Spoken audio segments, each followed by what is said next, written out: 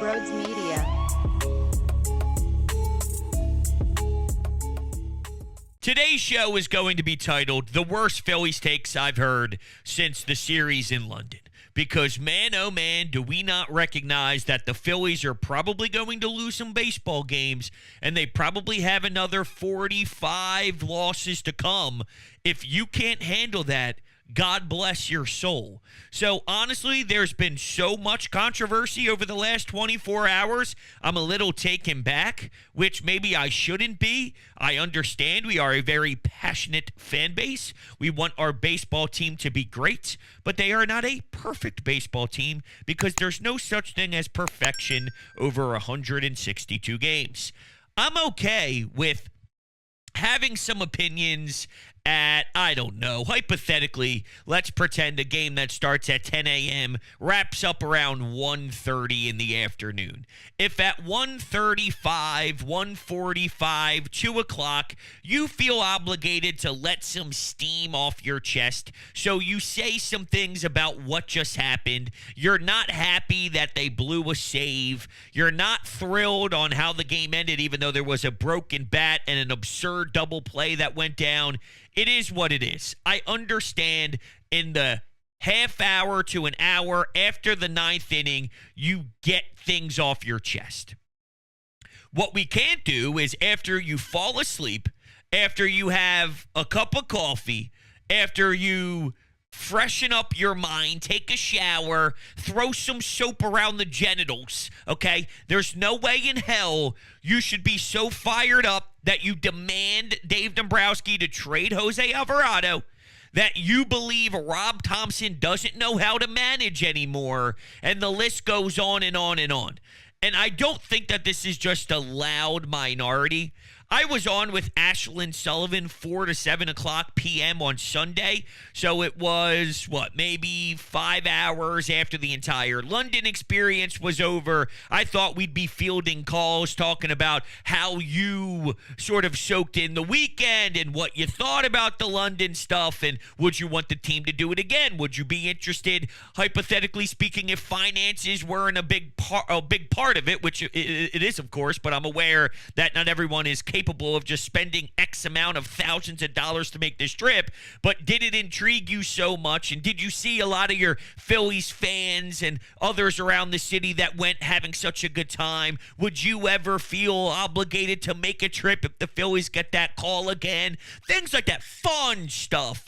Instead, I wanted to legitimately blow my brains out because it was nonstop. This team is garbage. This team doesn't have a good enough bullpen. What do you mean they don't have a good enough bullpen? There's barely any teams in the entire league that have a bullpen as great as the Phillies do. And then, you hear people say, well, they're actually not good. What makes them good is the starting pitching goes 7. Yeah, there's a correlation between starting pitching going deep and your bullpen doing well, but there's also something called greatness in your pen. And if you don't recognize that there are actually really good bullpen arms in there, Matt Strahm is great because Matt Strahm is great. Wait for this. Jose Alvarado is great because Jose Alvarado is great. He had a bad day, but listen to these stats, and it's courtesy of Corey Seidman, and this flows perfectly into the worst Phillies take I've heard since London.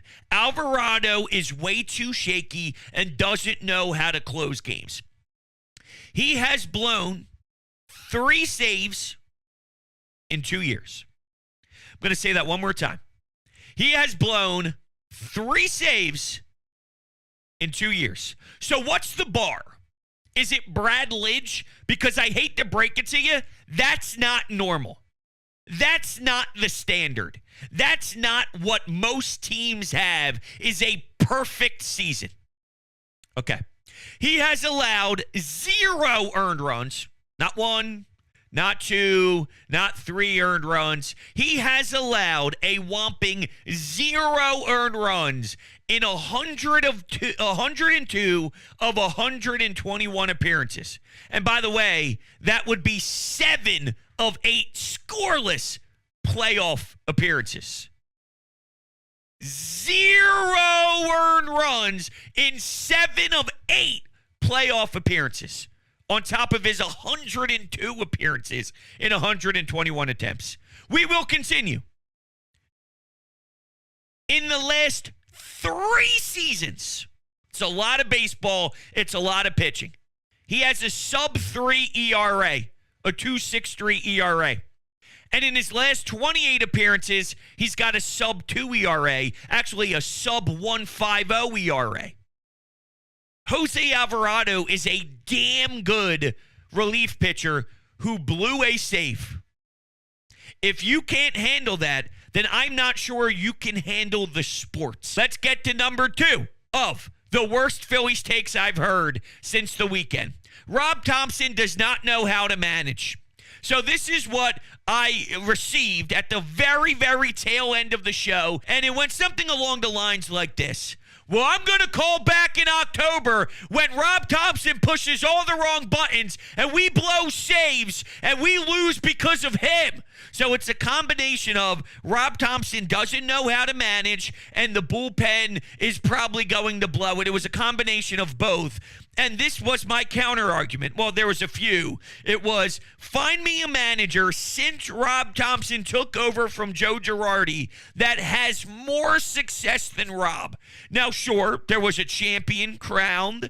And yes, we did see the Texas Rangers win a title. And if you're going to put that over Rob, then by all means, you have the power to do so. I won't knock that thought process at all. But my point is, good luck finding more than 2 if you want to start really dissecting this thing heavy. There's not many managers with more than what Rob Thompson has done since he's been given the keys to the Phillies organization. So what are you going to demand? What else is there? You know what I'm saying? Like, there really isn't anything better around Major League Baseball right now than Rob Thompson. But let me continue here. Because this individual claimed that I would be receiving a call when the Phillies fail and fall flat on their face because Rob picked the wrong bullpen piece and their bullpen stinks anyway, so they will absolutely blow game. Well, I mean, what if they succeed? Hear me out for a second. What if they succeed for 6 games in a row? So they close out 6 games. Whether it's a 1-run game, whether it's a 2-run game, a 3-run game. What if somehow in this playoff run they have 6 consecutive saves? And then Rob Thompson, for the 7th game that is, not the 7th inning, the 7th game, goes to Hoffman, and Hoffman blows it in the 9th, and they lose. You don't get to fucking call me. You don't get to fucking call me and forget about the 7 in a row or the 6 in a row where they succeeded. This is how baseball goes. It's just what it is. I'm more aggravated that Rob didn't go to Matt Strahm and didn't ask Matt Strahm when he yanked Taijuan Walker to go get that 3rd of an inning in the 6th and then go maybe for a follow. So 1 1/3. I would have asked Matt Strahm to go 1 1/3 and complete the task. Instead, he goes to Gregory Soto. But once again, it goes back to show me an example of a manager over 162. Go focus on every manager's decision in every single game, every bullpen move, and show me someone that has a higher hit rate than what Rob has done. Every manager will once in a while do something wrong. They will make a mistake. But if you're not making mistakes 95% of the time, then you got the manager. One of the things that was brought up was that Rob Thompson is too old school. And this is from an older gentleman. I told you, my eardrums, I couldn't even believe what I was hearing. I thought my brain was going to be just blowing up in my head. We need more of a new school guy. He's too old school, going off gut feel and not giving us enough of actual statistical data on his decision making. Okay. So then I said, this stuff, it's crazy. People are crazy. I said, okay, do you want Kevin Cash? If Blake Snell was throwing a no-hitter, he said, I want new school. Quote, I want a new school manager. Rob's too old school.